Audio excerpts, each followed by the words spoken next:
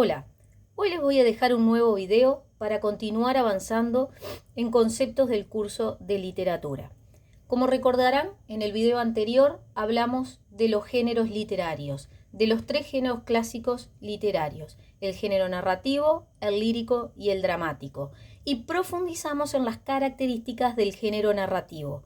Hoy nos dedicaremos al género lírico.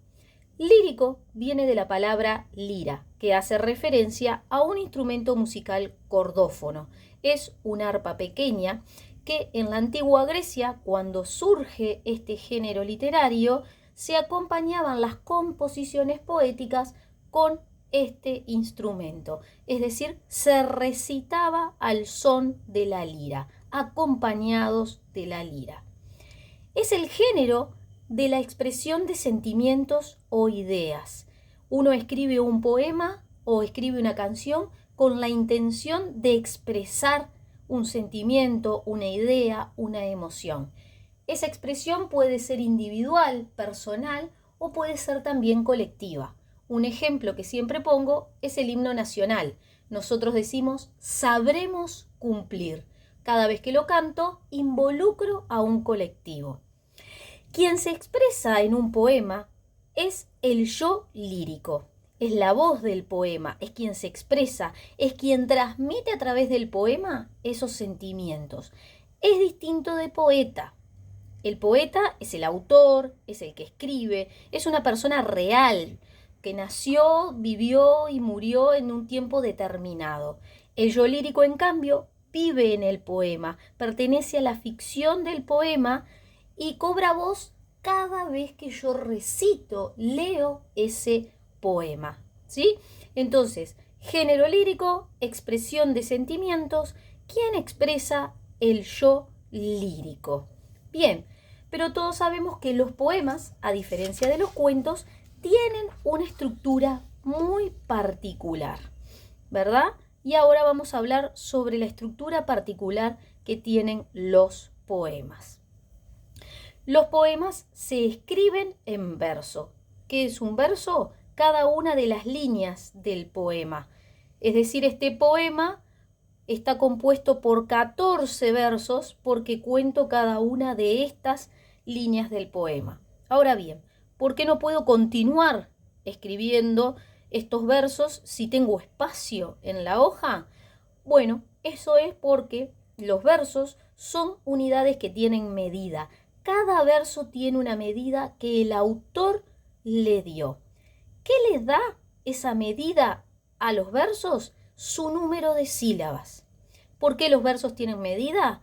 No nos olvidemos lo que acabamos de decir.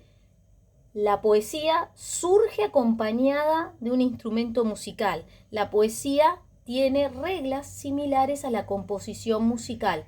Así como los compases musicales tienen medida, es tiempo que se mide, los versos también tienen medida. ¿Qué le da la medida al verso? Su número de sílabas.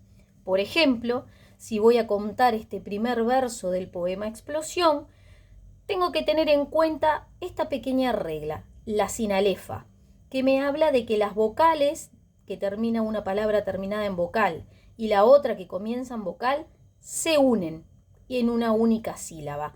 Eso es la sinalefa. Luego separo y si la vida es amor, bendita sea. Y ahí después cuento y veo que tengo un verso de 11 sílabas, un verso endecasílabo, 11 sílabas. Estas dos vocales se separan porque dentro de la palabra se produce lo que se llama hiato. La sinalefa se da entre vocales que pertenecen al final de una palabra y al comienzo de la otra. Bien, entonces, un verso endecasílabo es una línea del poema que tiene una medida, 11 sílabas. Por otro lado, vemos que los versos están agrupados y separados entre esos grupos. Ese grupo, ese conjunto de versos se denomina estrofa. Es el conjunto de versos que se separa de la siguiente por un espacio. Por lo tanto, tenemos que este poema está compuesto por 4 estrofas, las 2 primeras de 4 versos cada una y las 2 segundas de 3 versos cada una. ¿Sí? ¿Quedó claro ese concepto? Hablamos de lo que se llama la estructura externa del poema, cómo está compuesto, cómo está formado. 4 estrofas, 2 cuartetos, porque son estrofas de 4 versos, y 2 tercetos, porque son estrofas de 3 versos. Este tipo de poema, que tiene versos en decasílabos, 2 cuartetos y 2 tercetos, se llama soneto.